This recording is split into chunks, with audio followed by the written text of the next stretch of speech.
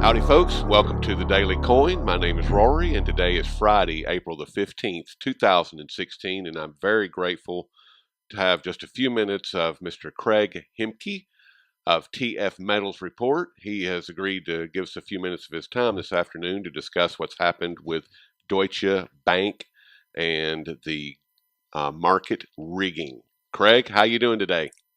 I'm doing fine, Rory. It's an interesting time to be alive, my friend. It really is. I mean, we've got so many things that are happening right now. We've got the Shanghai Gold Exchange opening up next week with their futures market priced in renminbi, the yuan, and now this situation with Deutsche Bank. Tell me what's going on with Deutsche Bank. Well, it's a pretty remarkable occurrence, Rory, and it is something that everybody needs to be following now in the weeks and months ahead. I've seen some rather laughable analysis out there about this is just, like a settling of a suit to make it go away. That's not what this is. This is far more significant than that. And people, like I said, need to be watching this story now for the next couple of weeks, couple of months. It's clear that the German regulators have cracked down on Deutsche Bank and I guess convinced them, if you will, that they want to not only settle these civil charges in this case of price rigging of both gold and silver, but also turn state's evidence in that for the first time, it looks like Deutsche Bank will be singing like a mafia songbird, if you will, and informing on others and sharing data, sharing text communication, sharing emails. And this could get really interesting quickly. What's most compelling about this story, Rory? Those two things rhyme. How about that? What's most compelling about this story, Rory, is the fact that we've seen, I don't even know, 6, 7, 8 different bits of civil litigation against the banks regarding precious metal manipulation over the last 7, 8 years.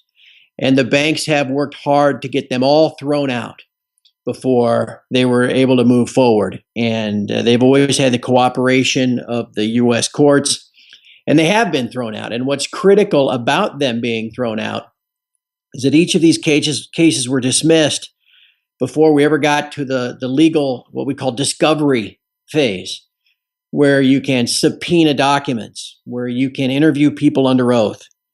And it's always been important to the banks to not get to that phase for the obvious reasons, right? Right. I mean, this is the same reason why folks like Ted Butler and Gatta and even myself can sit there and call these banks like JP Morgan all kinds of names and accuse them of the most heinous market manipulation crimes, and we never get sued. Because again, that would give us a chance to get them under oath and subpoena them, right? Exactly. Okay, so the banks have always worked to avoid that outcome. Well, no longer is that going to be the case because now, by virtue of this settlement, which, though it doesn't appear to be a large sum of money, there was a rather small group of plaintiffs. But nonetheless, Deutsche Bank now has admitted to some extent their involvement and their complicitness in this ongoing crime. And Rory, I don't know about you, but anybody out there listening that's ever run into any contact with attorneys, especially class action attorneys, man, once they start smelling blood in the water, it's game on. I compared it yesterday to the situation where, the first time a tobacco company finally broke ranks and admitted guilt or whatever they admitted in the marketing of their products. I mean, the floodgates were open, right? Exactly. That's what we have now. The floodgates are now open. And even though this case is settled, there will most certainly be others hot on its heels. We will very likely now get into some discovery, get into some subpoenas, get into some under oath testimony, and things could move pretty quickly. So this is a major development. It's not one to be poo-pooed and just written off and laughed about and all that kind of stuff. This is significant news, and we just have to see where this path leads us in the days and weeks ahead. So you don't think that it's going to just kind of go away and be a footnote in history the same way that Goldman Sachs market rigging, their outright theft in the mortgage-backed securities scandal where they paid their $5 billion and now it's all settled, it's all good, nobody's going to jail. You don't think that it's going to be something similar to that? Well, as you said, Rory, unfortunately here in the States, there's precedent. And you look at the LIBOR scandals and the Forex trading scandals, and now you have this. There's a couple of things that go with it, though. One, the European connection, whether it's BaFin or whether it's the Swiss regulator. I mean, they're involved too. And so this isn't necessarily, just Eric Holder rolling over and looking away. Okay. So and it's not Bart Chilton, the right joke. Jeez. So it's not anything like that. But I think more importantly, let's tie this into what you mentioned earlier about the yuan denominated once daily gold fix that's going to finally make its appearance come Tuesday, this coming Tuesday, the 19th. Yep.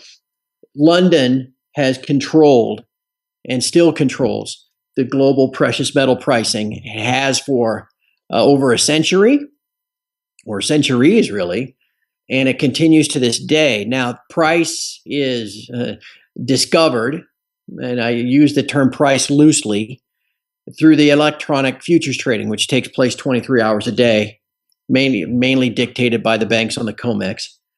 But it's that electronic futures price that is cited or sourced as the London daily fix price, the two London gold fixes and this once daily silver fix. It is that London fix price that wholesalers, producers, consumers use around the world. And so London, even though the trading on the COMEX, which is as corrupt and as manipulated as you're going to find anywhere, even though COMEX trading sets the paper derivative price, it's that paper derivative price that is the basis of the wholesale price that's used out of these London fixes. What we're getting to now is a drawdown, a move away from the power of London. I mean, I think of London as being, the Death Star in a way of this empire. That's the center of the galaxy for the forces of darkness as it comes to precious metals, and has been now for, like I said, for over 100 years. What is finally emerging is a competing structure. And I mean, that's where the gold is. That's where respect for gold is. That's where all the trade is. That's where all the demand is in the East. And so we are transitioning in that direction. This, I guess, exposure of the criminality that takes place around those fixes in London is just kind of pulls out another cornerstone from the foundation of that epicenter there in London, and will further move emphasis away from it. Rory, I'll draw you back to remember that silver fix on January 28th. It was like, maybe you can loop that in if you still got it with this discussion. It was unbelievable what a fraud that was. And somebody was trying to price derivatives off of, this price that was set nowhere near where silver was trading, or somebody was trying to make or take delivery. I mean, there was serious fraud involved. And within, 2 or 3 days, there are about 5 or 6 major silver producers that quit the LME, that quit dealing with the LBMA, just walked away. So this is just hopelessly corrupt. Okay, well, here's even more proof that it's corrupt. You got Deutsche Bank admitting that it's corrupt, admitting their participation in the corrupt nature of the fixes. So again, the much bigger and naming names of other people that they worked in collusion with, right? Right, exactly. And so this idea that will they just skate like Goldman Sachs has skated, like all the banks have skated, that kind of thing. I have no idea. But in the bigger picture, the damage this does to the scheme itself, the bullion banking fractional derivative pricing scheme, is almost maybe irreparable. And so we should be very enthused by this. Anybody that thinks, that woke up this morning thinking all of a sudden silver was going to be up $2, and now just start trading freely on the COMEX. I mean, come on, give me a break. That day is coming. But just because of this, that didn't mean all of a sudden JP Morgan wasn't going to try to cap silver into the COMEX close today, which they clearly did. Silver, as most folks know, has not necessarily kept up with gold in 2016. Gold finally made new highs. For the first time in 2 or 3 years, it made new higher highs when it exceeded the 1190 high from back in October of last year. It exceeded the 1230 high from May of last year. But silver has yet to exceed the October 28th high of last year. Now, it got awful close today. Got to right to that high with about 10 minutes to go in COMEX trading. A close on a Friday above that intra-week high from October 28th last year would have been extremely bullish. And lo and behold, the last 10 minutes of trading, it was smashed back down 10 cents. No, you gotta be kidding. So. That couldn't possibly have happened. So, I mean, the banks are still in there protecting their positions. They're still manipulating the market. They've grossly expanded their short exposure just in the last week, trying to cap the price of gold and silver. So nothing has changed in that regard. But this admission by Deutsche Bank and the fact, like I said, that they are basically now turning state's evidence. Maybe they're going to have to assume a new identity and move to Idaho. But we can only hope. We can hope that, but this is a big deal. And but you don't want to be impatient. After all we've been through the last 5 years, you need to look at it in context and perspective. Think about it in the big picture and recognize that this, as we look back upon it, we'll go, wow, yeah, that really was a big deal. But you just can't expect, an immediate change today or tomorrow, or next week. Don't you find it kind of that all of these, there's several events that seem to be lining up, and you've mentioned derivatives a couple of times, and this is the last question because I know you're busy. I want to step back just a little bit. I want to go back to October 2015. China, the yuan added to the SDR basket. In the background, you have BaFin and the other European securities enforcement bearing down on Deutsche Bank. This whole case is unfolding during that time. Now we move forward. The case is settled. They have turned state's evidence, as you said, and now next week we have, in 3 or in 4 days, we are going to have the yuan fix for gold, and it just seems like that there's just, and maybe my tinfoil hat is screwed on a little tight this morning, but it seems like that there's something that's happening with that. And as this whole thing continues to unfold, what impact is this all going to have on the derivatives market as a whole? Because, as you said, there's silver derivatives. There was something that happened on January the 28th that involved that. Somebody was in a lot of trouble. Somebody was in dire straits, and they had to get out. So are there any implications in that? Or, like I said, is my tinfoil hat screwed on a little too tight this morning? No, you're barking up the right tree. It's just impossible from the level where you and I are at to connect dots because we don't see most of the dots. And we're trying to make a 3D drawing out of, just a handful of dots on a page. You know what I mean? Yep. And, but you're right. There's no question that there are a number of odd occurrences that are all lining up. I mean, the hell were these Fed meetings about Monday through Wednesday of this week? Exactly. And why would Yellen all of a sudden get whisked off to meet Obama and Biden at the conclusion of the first one?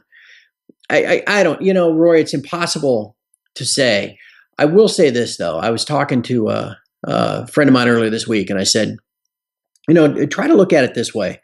Divorce yourself from the current situation because it's very easy to get kind of caught up in the tyranny of the moment, and the urgent that all you see is what's immediately in front of you. And it's very easy as an analyst to be almost your own little pot or frog in a pot, Yeah. That the temperature gets raised on all this stuff you follow. And because it's all kind of urgent in front of you, you don't really recognize the collective significance of all of the different things that have happened.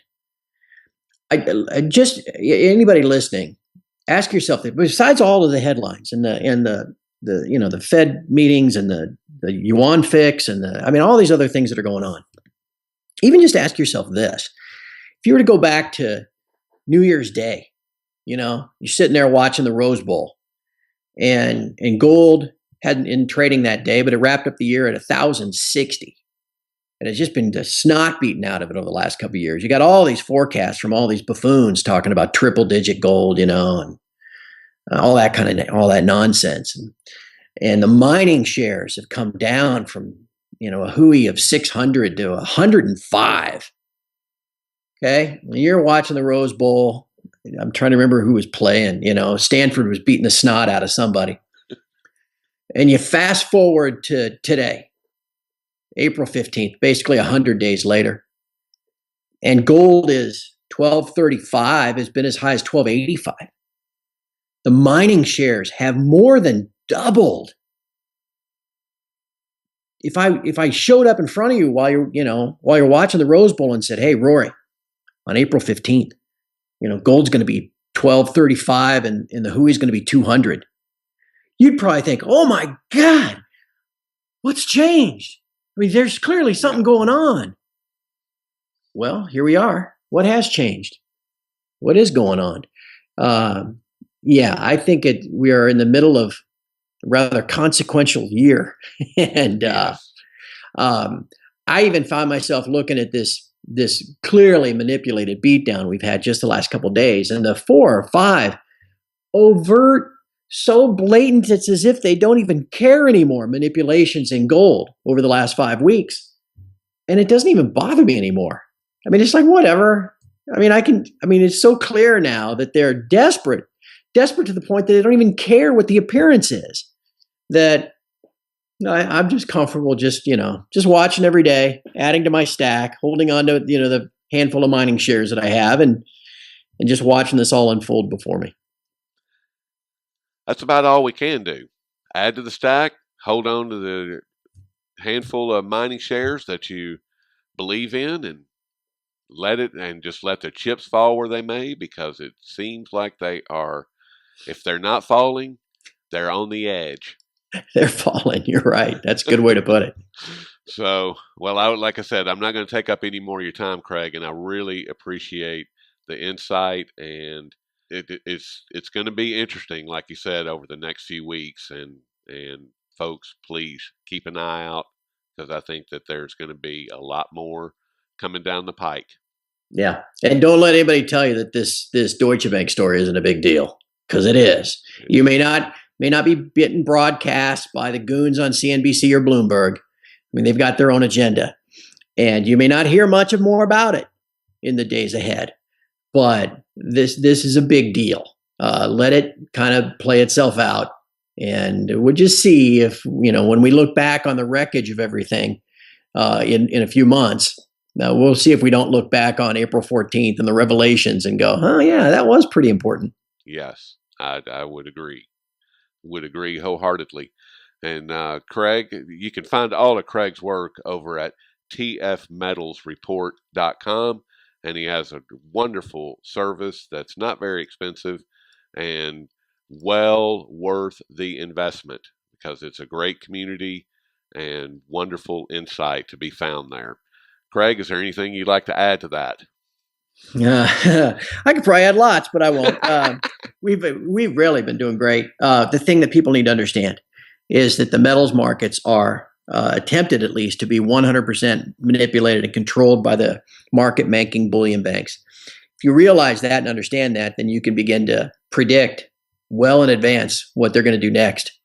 That's what we do. The subscribers that pay the $10 a month, I think they're served pretty well by the information that we share. So I'd encourage everybody to check it out. And there you have it. So, well, Craig, once again, I really appreciate your time, and I'm very grateful for you to jump on the line with me this afternoon. And I will talk with you soon, my friend. Have a great weekend, Roy. Thank you. You as well.